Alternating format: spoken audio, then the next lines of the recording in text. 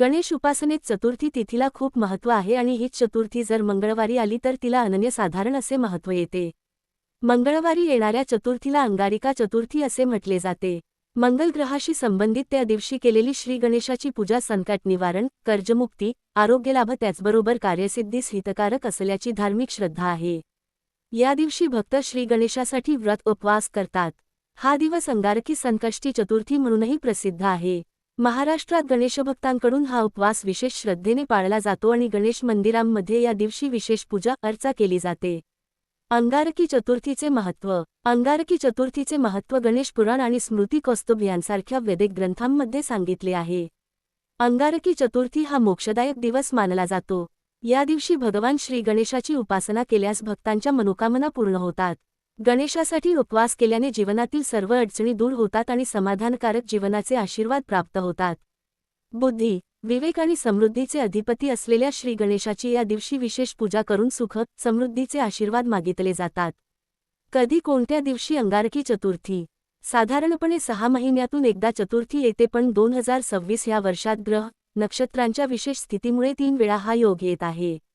यावर्षी 6 जानेवारी, 5 मे आणि सप्टेंबर 29 ह्या 3 दिवशी अंगारकी चतुर्थी येणार आहे। अंगारकी चतुर्थीमागील पौराणिक कथा। गणेश पुराणातील उपासना खंडानुसार पृथ्वी देवीने ऋषी भारद्वाज यांचा पुत्र ज्याचे नाव होते मंगळ याला 7व्या वर्षापर्यंत वाढवले आणि नंतर त्याला पित्याकडे परत दिले। पित्याकडून त्याने वेद पुराणांचे ज्ञान प्राप्त केले। मंगळाला भगवान श्री गणेशाविषयी अपार भक्ती होती। गणेशाचे आशीर्वाद मिळावेत म्हणून त्याने तपश्चर्या करण्याचा निश्चय केला। ऋषी भारद्वाजांनी त्याला गणपती मंत्र दिला आणि गणेशाची उपासना करण्यास सांगितले। मंगळाने अनेक वर्षे मनोभावे तप केले। माघ कृष्ण चतुर्थीच्या दिवशी जानेवारी-फेब्रुवारी दरम्यान भगवान गणेशांनी त्याला आपले विराट रूप दाखवून दर्शन दिले। त्याच्या भक्तीने प्रसन्न होऊन गणेशांनी वर मागण्यास सांगितले। मंगळ म्हणाला, हे प्रभू, मला स्वर्गात सर्व देवांसोबत अमृतपान करण्याचे सौभाग्य मिळावे। माझे नाव तिन्ही लोकांत प्रसिद्ध व्हावे। तसेच ज्या दिवशी मला तुमचे दर्शन झाले, म्हणजे माघ कृष्ण चतुर्थी, तो दिवस विशेष मानला जावा आणि त्या दिवशी उपवास करणाऱ्या भक्तांना त्यांचे इच्छित फळ मिळावे। भगवान गणेशांनी त्याच्या सर्व इच्छा पूर्ण केल्या। पुढे त्यांनी सांगितले की तुझे नाव आता अंगारक म्हणून ओळखले जाईल आणि हा दिवस अंगारक किंवा अंगारकी चतुर्थी म्हणून साजरा केला जाईल। या दिवशी व्रत करून गणेशाची उपासना करणाऱ्यांना इच्छापूर्तीचा आशीर्वाद प्राप्त होईल।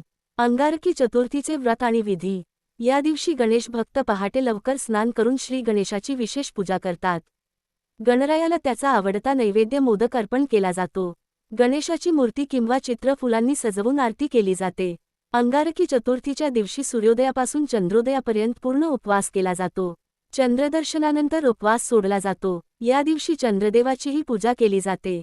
चंदन, तांदूळ आणि फुले अर्पण केली जातात। काही भक्त फळे, दूध किंवा साबुदाणा खिचडी घेऊन अंशतः उपवास करतात।